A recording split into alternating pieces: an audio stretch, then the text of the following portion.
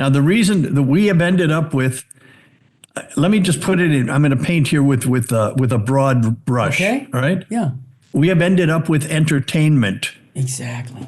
as liturgy. Right. And the Mass before that, the Mass that so many people are flocking to today, Yes. is, listen to this word, it's about not entertainment, but adoration Yeah, of it's God. more Christocentric, okay? Not man-centered. I'll just be honest with That's you. right. That's right.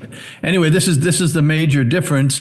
And as you've talked to people have approached you. Yes, they have. I've received, I don't know, I'll bet 1,000 gosh. letters concerned. Yes, I mean that, 1,000 emails concerned with this one topic, and most of those people have stopped attending Novus Ordo parishes. They've left the parishes and have gone to the Fraternity of St. Peter, Christ the Fraternity of Christ the King, or the Fraternity of St. Pius the Tenth. Yes, because they find the Mass conducive to adoring God, and that's what they want to do. They don't want to adore man. right. And We've got enough of that. And just to make a connection, last week we talked about this, the deficit that the Vatican is seeing, money not coming in from the flock. People are voting with their pocketbooks. They're not. Yes. I mean, that also was the first time I ever heard that was from Cardinal Gagnon. He gave an interview to various magazines, some of them American also. Yeah. And when people were saying, "Well, what can we do?" and he said, "Stop giving money to your parishes and to your bishops." Yeah. Until they understand the why. He said that ought to get their attention. Well, it has. Yeah, that's great, and that's what I tell people today. Seriously, I don't give to your parish if it's a modernistic parish that there's not being fed. Go somewhere else. And now I want to bring up the topic, and we got a few minutes before the break in the next segment too, and that is in regards to the Italian SSPX superior saying consecration of more bishops will happen soon. And he talked about this, that he sat down in a radio interview and discussing that matter. His remarks are the latest in a string of public statements made by the society leaders on that subject. So I wanted to get your take on people who say to me, and I get this often, Terry, I went to the SSPX because I couldn't handle what was going on at my local parish. And I said, hey, you know what? God bless you. Pope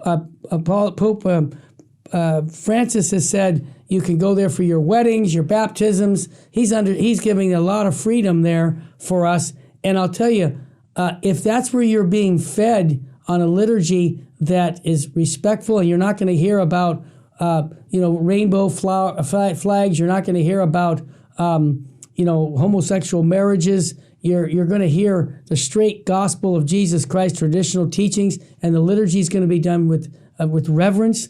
I'm all for it. Now, go ahead and correct me, but I think I'm spot on, because the modernistic effects in the church have affected many people's relationship with Jesus Christ, and to me, that's more important. Your take?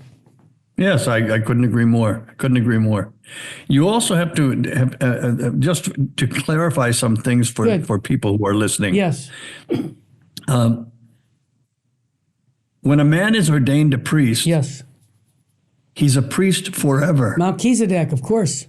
No, but forever. Yeah, whether he gets even if he's driven out of the formal priesthood, the public ministry and whatever, he's still a priest. Yep. Even if he leaves and gets married and says he doesn't even believe in God, he remains a priest. And I remember talking to a priest who got married. He gave up the faith. He gave up everything. He quit. He was so depressed with actually the way he had been treated by his bishop. Right? He just left. Well, many like that. But you know what he said? One of the most joyous days in his life was? What was? He had married. He had a family and everything else. Stopped going to the church completely.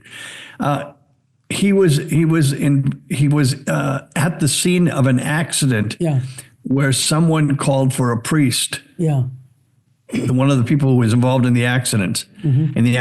and he went and heard their confession, Unbelievable. and gave them absolution, Yeah. which he absolutely can do. Of course. The church says he absolutely. Why? Because he is still a priest. He'll always be a priest. If he goes to heaven, he goes as a priest. That's right. If he goes to hell, he goes as a priest. You know, your story reminds me of a friend of mine who I sent for formation in Rome in the 1990s. I funded his formation. Good friend of mine.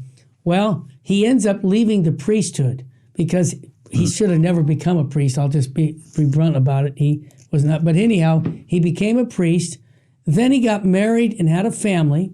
And last month, he calls me and says, Terry, my wife died, but you got to hear what happened. I said, well, what happened? She got up in the morning. She went to the bathroom. And I said, come out. She was convulsing and she was dying. And I called 911. And then I gave her the apostolic blessing. I said, you're kidding me. Yes, your wife. And so I just found that, and he was legitimate for him to do that.